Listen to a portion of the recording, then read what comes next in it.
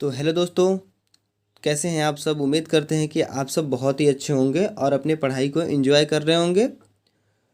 तो आज के इस वीडियो में हम लोग जानेंगे बंदरगाह के बारे में कि बंदरगाह कहाँ, किस राज्य में, भारत के किस राज्य में कौन से बंदरगाह पाया जाता है और किस राज्य में कहाँ पे है और कितने टोटल हैं, और छोटे और बड़े राज्य बंदरगाह के बारे में इसमें हम जानेंगे।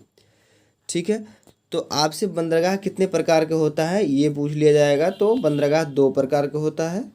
एक तो होता है प्राकृतिक, ठीक है। एक होता है प्राकृतिक, कृत्रिम और प्राकृतिक।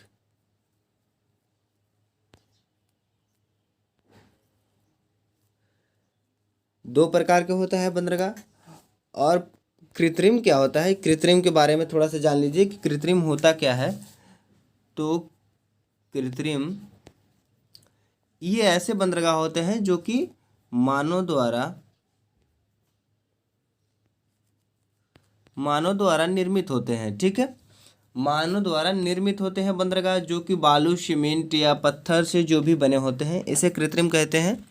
ऐसे बंदरगाह भारत में कितने हैं, तो भारत में टोटल 3 हैं। मैं आपको अभी मैप के माध्यम से दिखाऊंगा कि कौन कौन से कृत्रिम हैं, कौन कौन से प्राकृतिक हैं। ठीक है। और आपके छोटे और बड़े में बात कर लिया जाए तो छोटे बंदरगाह टोटल 200 है और बड़े बंदरगाह टोटल आपके 13 हैं। ठीक है। आपसे इसमें बड़े बंदरगाह के बारे में बात किया जाएगा। एक्चुअली छोटे बंदरगाह पेपर में नहीं पूछे जाते हैं, इसलिए उस पर बात नहीं किया जाएगा। तो आप याद रखेंगे कितने राज्य हैं, कितने बड़े बंदरगाह हैं। तो 13 बड़े बंदरगाह हैं और छोटे कितने हैं, 200 है। ये बेसिक चीज़ है, आपको याद रखना है। ठीक है। अब चलिए बात कर लेते हैं थोड़ा सा समुद्री तट के बारे में कि किस राज्य में कहाँ पे बंदरगाह पाए जाते हैं। तो आपसे एक बात है, पूरब और पश्चिम में ही बंदरगाह पाए जाएंगे, पूर्वी राज्य में। तो आपके ये पूर्वी जो राज्य यहाँ दिख रहा है, इसकी लंबाई आपसे बात कर लिया जाएगा, पूछ लिया जाता है एग्जाम में कि इसकी लंबाई कितनी है। ठीक है। तो पहले इसकी लंबाई के बारे में हम थोड़ा बात कर लेते हैं, उसके बाद से हम बंदरगाह के बारे में बात करेंगे, राज्यों से रिलेटेड। ये देखिए, इसकी लंबाई जो होती है टोटल, अगर मुख्य लंबाई पूछा जाए तो ये हो जाता है आपका 6100 किलोमीटर। और अगर आपसे मुख्य लंबाई छोड़ के इसमें देखिए यहाँ पौंडीचेरी होती है, यूटीज को लेके पूछा जाए तो ये आपका हो जाएगा 75.16, ठीक है, किलोमीटर। इसको याद रखेंगे आप। अब आगे बढ़ते हैं। अब जान लेते हैं बंदरगाह किस सूची का विषय है। संविधान से रिलेटेड बंदरगाह किस सूची का विषय है। तो ये संविधान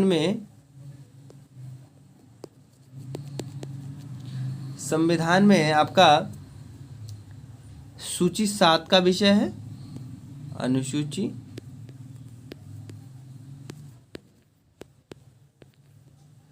अनुसूची 7 का विषय है, आप याद रखेंगे। अनुसूची 7 में क्या क्या आ जाता है, थोड़ा इस पे बात कर लेते हैं। संविधान में अनुसूची 7 में आ जाता है आपका 3, संघ सूची, राज्य सूची और समवर्ती सूची। ये 3 प्रकार के हो जाते हैं। तो आपसे बता दें, ये 3 प्रकार के हो जाते हैं। ठीक है। अब संघ सूची में बड़े आ जाएंगे। बड़े आपके जो 13 हैं संघ सूची में, यानी केंद्र में आ जाएगा आपका। ठीक है। और जो राज्य सूची में आ जाता है, राज्य सूची, ये राज्य सूची में आपका आ जाता है कौन कौन सा, 200। जो अपने मैंने छोटे राज्य अभी छोटे बंदरगाह बताए, ये आ जाता है 200। ठीक है। ये आ जाता है किस में आपका, ये आपका आ जाता है राज्य सूची में। संघ सूची में क्या आ जाता है, जो कि बड़े जो बंदरगाह हैं वो 13 बड़े बंदरगाह आ जाते हैं आपका संघ सूची में। अब जरा से बात कर लेते हैं कि कौन से राज्य में कौन सा बंदरगाह है और इसका क्या महत्व है। थोड़ा सा इसके बारे में चर्चा कर लेते हैं आपसे। तो सबसे पहले हम जानते हैं गुजरात के बारे में। गुजरात में जो यहाँ आपको दिख रहा है, मैंने एरो लगाया है, गुजरात में कंडला नामक बंदरगाह है। कंडला, या इसी को ज्वारी कहा जाता है। ज्वारी और कंडला मतलब इसी को ज्वारी या कंडला कहा जाता है। अभी इसका तुरंत नरेंद्र मोदी जी, हमारे देश के यशस्वी प्रधानमंत्री, इन्होंने इसका नाम बदल के पंडित दीनदयाल उपाध्याय बंदरगाह कर दिया है। आप इसको याद रखेंगे, ये करंट का क्वेश्चन भी बन सकता है। ठीक है, पहला क्या हो गया आपका? पहला हो गया कंडला या ज्वारी, इसका पहले नाम था, इसका नाम अभी बदल के पंडित दीनदयाल उपाध्याय कर दिया गया। आप लोग याद रखेंगे। अब बात कर लेते हैं महाराष्ट्र में। तो महाराष्ट्र में आपके दो हैं, जो कि महाराष्ट्र की राजधानी बता दीजिए आप लोग कमेंट सेक्शन में। तो मुंबई, पहले तो बम्बई थी, अब हो गई मुंबई। ठीक है, मुंबई देखिए सबसे बड़ा, मैंने यहाँ लिखा है सबसे बड़ा है। तो किस दृष्टि से? तो सबसे बड़ा है ये, क्षेत्रफल की दृष्टि से भी बड़ा हो सकता है। ठीक है, और यहाँ सीप वगैरह जो भी जहाज होते हैं वो सब यहाँ आते हैं, तो ये सबसे बड़ा है। और जब यहाँ पे इतना बड़ा है कि यहाँ पे सभी मतलब पूर्वी पश्चिमी देशों से जितने पर समुद्री तट से व्यापार होता है उस पर इतना ज़्यादा यहाँ पे मतलब एक्चुअली आपसे बता दिया जाए कि भीड़ या ज़्यादा भीड़ लगने की वजह से एक और बंदरगाह का निर्माण किया जाए, जो कि कृत्रिम बना, जो कि मानव द्वारा निर्मित बना। इसका नाम है, तो इसका नाम है नहोवा शोवा। ठीक है, याद रखेंगे आप लोग, ये कृत्रिम बंदरगाह है। इसका पहला नाम है, ये पहला है, इसका पहला नाम जो था जवाहरलाल नेहरू। क्या था? जवाहरलाल नेहरू, जवाहरलाल नेहरू। ये आधुनिक बंदरगाह है। कौन सा बंदरगाह है? आधुनिक बंदरगाह है। ठीक है, चलिए नेक्स्ट बात करते हैं। नेक्स्ट कौन सा है? तो नेक्स्ट आपका हो जाएगा, ये आधुनिक बंदरगाह है। अब थोड़ा सा जान लेते हैं, बहुत ही छोटा गोवा, जो क्षेत्रफल की दृष्टि से भारत का सबसे छोटा राज्य गोवा है, इस पे बात कर लेते हैं जरा सा। तो आपसे एक बात बताई जाए, गोवा में, गोवा से आपको याद रखना है, जो कि ज्वारी नदी पे है, इसको भी आप लोग याद रखेंगे। ज्वारी नदी पे मर्म गोवा, कौन सा? मर्म गोवा है, इसको आप याद रखेंगे, मर्म गोवा। मर्म गोवा, देखिए गोवा से आप या को रिलेट कर लीजिए, गोवा और गोवा से मर्म गोवा, ये ज्वारी नदी पे है। ठीक है, अब बात कर लेते हैं कर्नाटका की। कर्नाटका में भी एक है, कर्नाटका में एक है न्यू मंगलो, न्यू मंगलोर। ठीक है, ये कौन सा है? न्यू मंगलोर है। देखिए कर्नाटक की राजधानी बेंगलोर है, तो इसका नाम क्या है? न्यू मैंगलोर है। तो इससे आप वो रिलेट करके याद रखेंगे, न्यू मंगलोर। ठीक है, ये हो गया। अब थोड़ा केरला में बात कर लेते हैं। केरला में, केरला में बात कर लेते हैं। ये भी आपका देखिए, मैंने जिस पे लिखा है कृत्रिम, वही कृत्रिम है। इसमें 3 कृत्रिम है और सब प्राकृतिक है। ये भी प्राकृतिक है, ये भी, ये तो कृत्रिम है, ये भी प्राकृतिक है, इसको भी आप याद रखेंगे। ठीक है, अब जरा बात कर लेते हैं केरला के बारे में। तो जरा केरला के बारे में बात कर लिया जाए।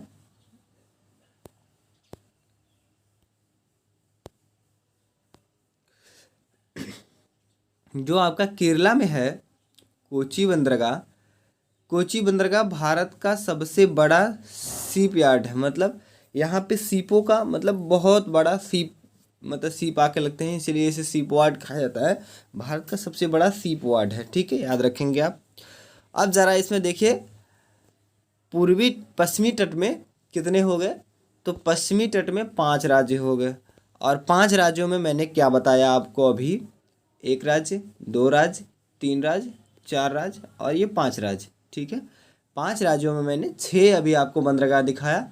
अब इधर 4 राज्यों में आपको 6 बंदरगाह दिखाएंगे। ठीक है, तो थोड़ा सा आइए अब देखते हैं पूर्वी तट में। ठीक है, तो पूर्वी तट में क्या होता है? पूर्वी तट में ये आपका, पूर्वी तट में आपका देख लीजिए तेलंगाना। तेलंगाना में देखते हैं आपका कौन सा राज्य, मतलब कौन सा बंदरगाह किधर है। ठीक है, जरा इस पर बात कर लेते हैं हम। देखिए चेन्नई, तेलंगाना की राजधानी चेन्नई। ठीक है, नहीं सॉरी, तमिलनाडु, तमिलनाडु है, सॉरी, तमिलनाडु की राजधानी चेन्नई। और देखिए राजधानी से वो रिलेट कर लीजिए, तमिलनाडु की राजधानी चेन्नई। और इसे टी से याद करेंगे तो टी से क्या हो जाएगा, तूतीकोरिन। क्या हो जाएगा, तूतीकोरिन किस राज्य में है, तमिलनाडु में है। और एन्नोर, एन्नोर कहाँ है, तो एन्नोर आपके तमिलनाडु में है। एक बात आपसे बता दें, इसमें देखिए क्वेश्चन बनते जा रहा है, ध्यान से देखेंगे आप। ये चेन्नई जो है, चेन्नई ये कृत्रिम बंदरगाह है। कौन सा, सबसे बड़ा कृत्रिम बंदरगाह, यानी मानव द्वारा निर्मित सबसे बड़ा बंदरगाह यही है चेन्नई। आप लोग याद रखेंगे, तमिलनाडु की राजधानी चेन्नई के नाम से जो बंदरगाह है वो मानव द्वारा निर्मित सबसे बड़ा कृत्रिम बंदरगाह है। ठीक है, आप इसको याद रखेंगे। और ये भी कृत्रिम बंदरगाह है, और ये भी कृत्रिम बंदरगाह है।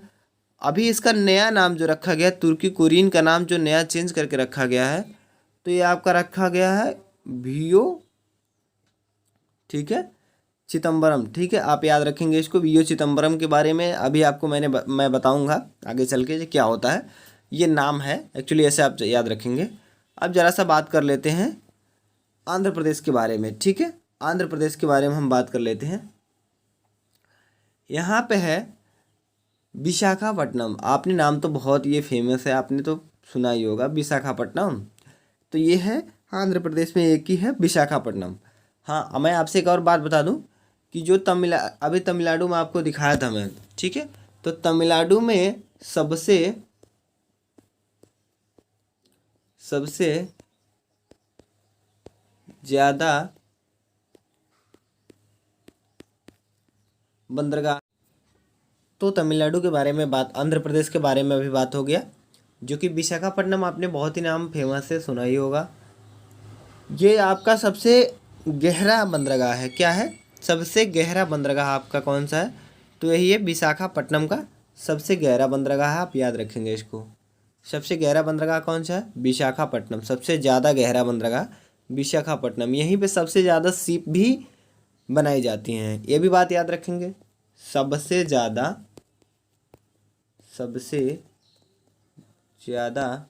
शिप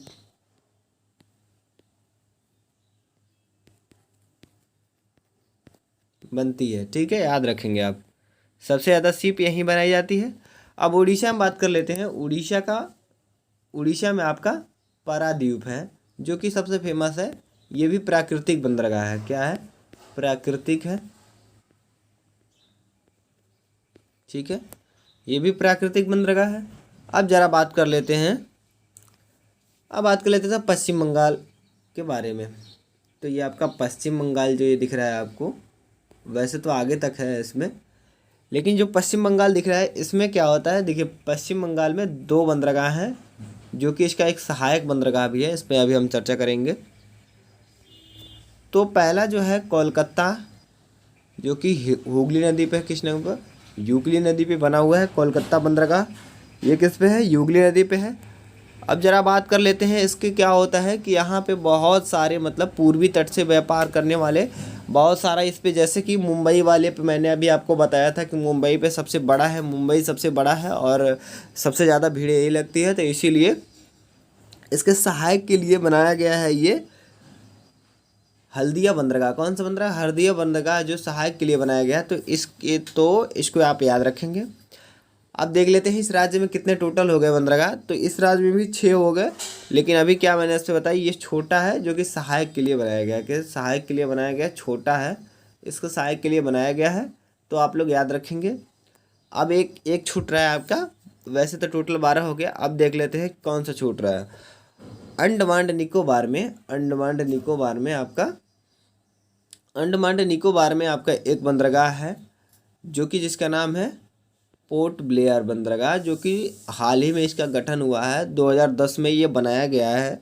अगर आपसे कहा जाए कि ये प्राकृतिक है या कृत्रिम है, क्योंकि मैंने आपको इस वीडियो में आगे बताया है कि ये इसमें 3 ही कृत्रिम है। कितने हैं, 3 ही कृत्रिम है, मैंने आपको बताया है। ठीक है, तो आप कहेंगे कि सर आपने तो 3 कृत्रिम बताया है, लेकिन इसमें तो एक और कृत्रिम दिख रहा है, लेकिन इस पर कोई अभी चर्चा नहीं हुआ है कि ये कृत्रिम है कि मतलब प्राकृतिक है। तो इससे आप लिए इसे प्राकृतिक ही माने। इसे क्या मानेंगे, इसे आप प्राकृतिक ही मानेंगे। ठीक है, क्या मानेंगे, प्राकृतिक ही मानेंगे, ठीक है। इसे आप प्राकृतिक ही मानेंगे, ठीक है। अब चलिए जान लेते हैं अंडमान जो निकोबार की राजधानी है पोर्ट ब्लेयर है। इससे आप याद रखेंगे राजधानी से, ठीक है। राजधानी से आप याद रखेंगे कि जो कि इसकी राजधानी है, इसीलिए इसको याद रख सकते हैं। तो आज के इस वीडियो में हमने क्या जाना, बंदरगाह क्या होता है और बंदरगाह से क्या आपसे क्वेश्चन बन सकता है, ये आपको मैं इस वीडियो में थोड़ा चर्चा कर दूं कि बंदरगाह से क्वेश्चन कौन कौन से बन सकते हैं, थोड़ा इस पर बात किया जाए। तो बंदरगाह से आपके जो क्वेश्चन बनेंगे, जो कि बंदरगाह से क्वेश्चन आपसे बन सकते हैं, थोड़ा सा इस पर हम बात करेंगे आज इस वीडियो में। तो देखिए बंदरगाह से क्वेश्चन कैसे बन सकता है कि सबसे बड़ा बंदरगाह कौन सा है, सबसे बड़ा, ठीक है। तो अब ये आपसे क्वेश्चन ये भी पूछ सकता है कि सबसे बड़ा तो आपने बता दिया सर, लेकिन ये नहीं बताया कि कृत्रिम की प्राकृतिक। तो आपसे पूछेगा प्राकृतिक सबसे बड़ा बंदरगाह कौन सा है, तो आप आंसर लगाएंगे मुंबई, ठीक है। और आपसे कृत्रिम पूछ ले तो कृत्रिम में आप लगाएंगे चेन्नई को, ठीक है, जो किस में है, तमिलनाडु राज्य में है, ठीक है, चेन्नई को बुलाएंगे, ठीक है। तो आज के इस वीडियो में इतना ही, मिलते हैं नेक्स्ट वीडियो में। तब तक के लिए पढ़ते रहिए और मस्त रहिए, व्यस्त रहिए। जय हिंद, टेक केयर, बाय बाय।